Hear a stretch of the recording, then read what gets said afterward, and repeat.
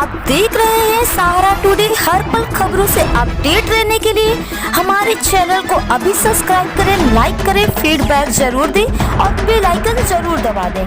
ऐसी घटनाएं हुई हैं कि देश उससे हिल के रह गया।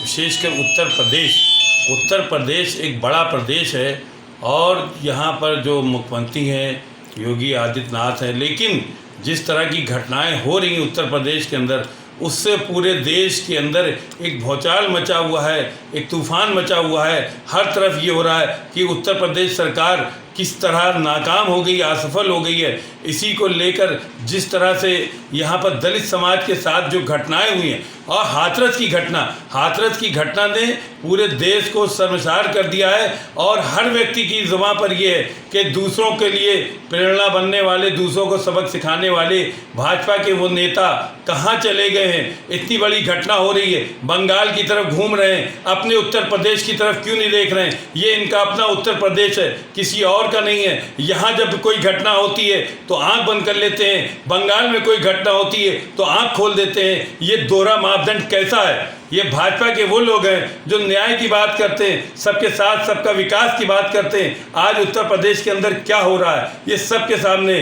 जिस तरह जो आवाज़ उठाते हैं उनकी आवाज़ को भी कुचला जा रहा है। अब तो यहाँ तक हो गया है, हाथरस की घटना जो उठा रहे हैं उनको PFI के नाम पर अंदर कर रहे हैं। और इसके अलावा जो इस तरह एक और केंद्र कानून लाया है, ये किसान बिल जो है ये लेके पूरे देश के अंदर किसान, विपक्ष जो भी हैं, हर समाज आंदोलित है। इस संबंध में हम कांग्रेस के तेज तर्रार नेता और समाज सेवा में सबसे प्रमुख रहने वाले अनीश सलूजा से खुद बात करना चाहेंगे। वो खुद बताएंगे कि क्या स्थिति है उत्तर प्रदेश की और यहाँ क्या हो रहा है। क्या वाकई में यहाँ जंगल राज है या कानून का राज यहाँ खत्म हो गया है? क्या नाम है आपका? अनीश सलूजा।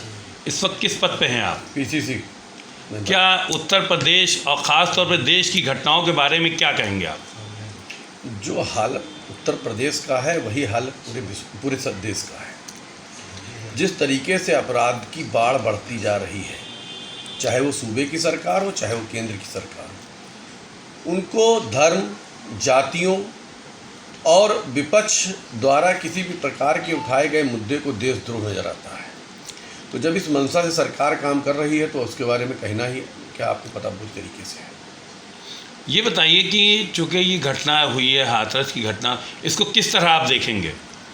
देखिए, बेटी के रेप से इनकार करें आप, उसकी FIR न लिखें आप, मर जाने पे उसके परिवार को शव न देखने दें आप, आधी रात को बिना परिवार की सहमति के उसका शरीर पेट्रोल डाल के जलाएं आप, विपक्ष को आप परिवार से, पीड़ित परिवार से न मिलने दें आप, मीडिया को आप पूरे परिवार से मिलने न दें, उसके बाद जनता का गुस्सा भड़के तो उस पर लाठी चलाएं आप और दोष दूसरों को दें।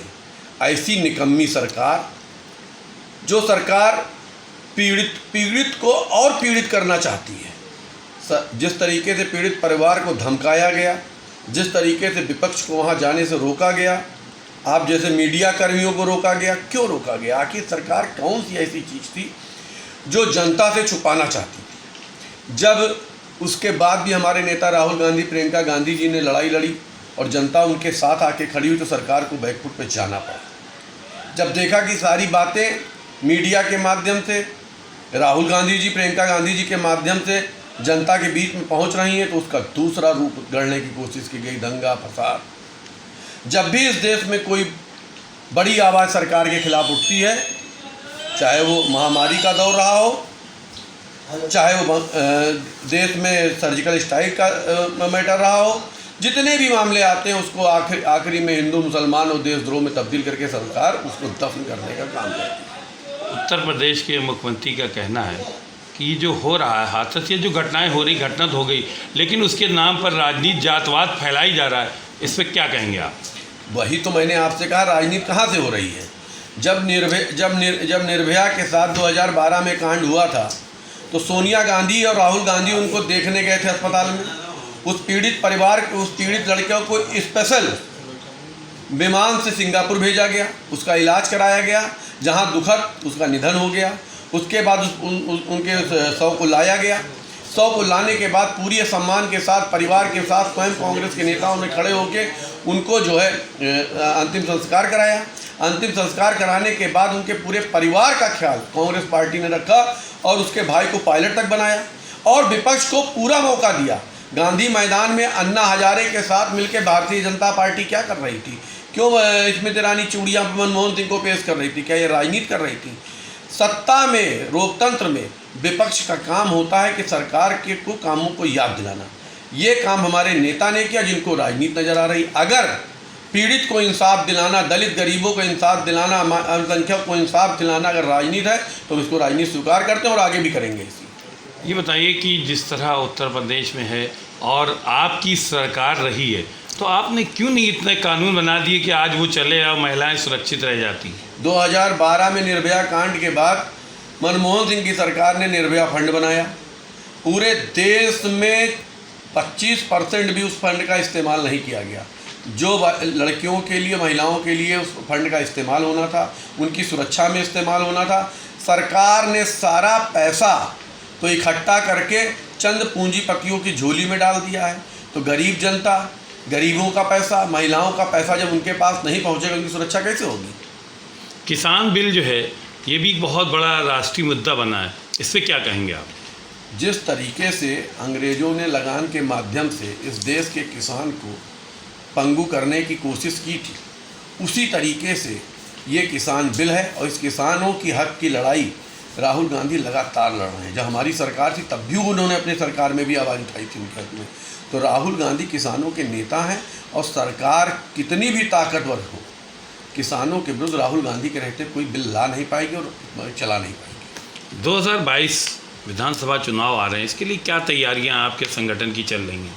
हमारे संगठन में तो नीचे स्तर पे, बूथ स्तर पे सब काम हो रहे हैं, लेकिन जो मेन काम है, हमारी नेता प्रियंका गांधी कार्यकर्ताओं के साथ साथ यहाँ के नौजवानों को जगाने का काम कर रही हैं कि उत्तर प्रदेश में पिछले 32 सालों से हमारी सरकार नहीं है। यहाँ के सारे रोजगार बंद हो चुके हैं, सड़कों की बुरी स्थिति है, अंधाधुंध बिजली का बिल है, शिक्षा व्यवस्था चरमरा गई, चिकित्सा व्यवस्था चरमरा गई है, माफिया गुंडा राज है इस प्रदेश। जबकि पूरा उत्तर प्रदेश देश की राजनीति में, देश में की अर्थव्यवस्था में सबसे आगे रहने वाला प्रदेश को पंगु कर दिया गया है। इसको जगाने का काम, और 2022 में तो श्रीमती प्रियंका गांधी के नेतृत्व में उत्तर प्रदेश में कांग्रेस की सरकार बनेगी। आप 2022 में सरकार बनाने की बात कर रहे हैं और नगर के अंदर काफ़ी कांग्रेस से बिखराव देखा जा रहा है, इस बारे में क्या कहेंगे? कोई बिखराव नहीं है, कहीं आपको लगता होगा ये विपक्षियों की चाल है। हमारे नगर के अध्यक्ष हैं, नगर के अध्यक्ष के नेतृत्व में सभी लोग काम करते हैं उनके आह्वान पे, और हमारा नेतृत्व इतना बढ़िया है कानपुर महानगर में कि हर कोने पे हर आदमी आपको कहीं ना कहीं आम जनमानस के लिए संघर्ष करता नजर आएगा। कुछ लोगों में दर्द छुपा हुआ है, वो बयान नहीं कर पा रहे हैं, है ऐसा क्या? कुछ लोगों को दर्द छुपा है, तो दर्द अपना बाहर करें और उसका इलाज करें। हैं आप ही के संगठन में है वो हम नहीं जानते।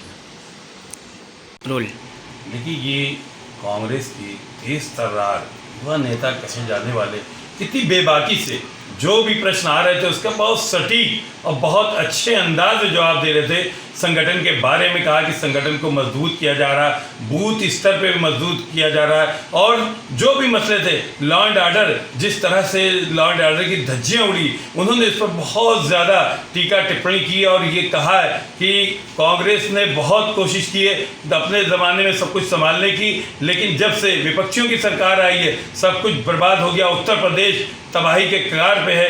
अब यहाँ पर कुछ नहीं, ना कानून व्यवस्था है, न महिलाएं सुरक्षित, न कुछ सुरक्षित है, लोग सुरक्षित नहीं, कारोबार भी नहीं, हर तरह से ये यहाँ का स्ट्रक्चर जो है ढांचा बिल्कुल तरमरा गया है। अब इस तरह के हालात हैं, अगर ऐसे ही रहा तो उत्तर प्रदेश जो है वो अपनी जो स्थिति थी उसे बहुत दूर चला जाएगा। संगठन स्तर पर भी इन्होंने कहा उसके लिए प्रयास किए जा रहे हैं, 2022 की तैयारी की जा रही है, सब लोग एकजुट हैं, एकजुट होकर उत्तर प्रदेश में 2022 में अपनी सरकार बनाएंगे, इसके लिए वचनबद्ध हैं। आप देख रहे हैं सहारा टुडे, हर पल खबरों से अपडेट रहने के लिए हमारे चैनल को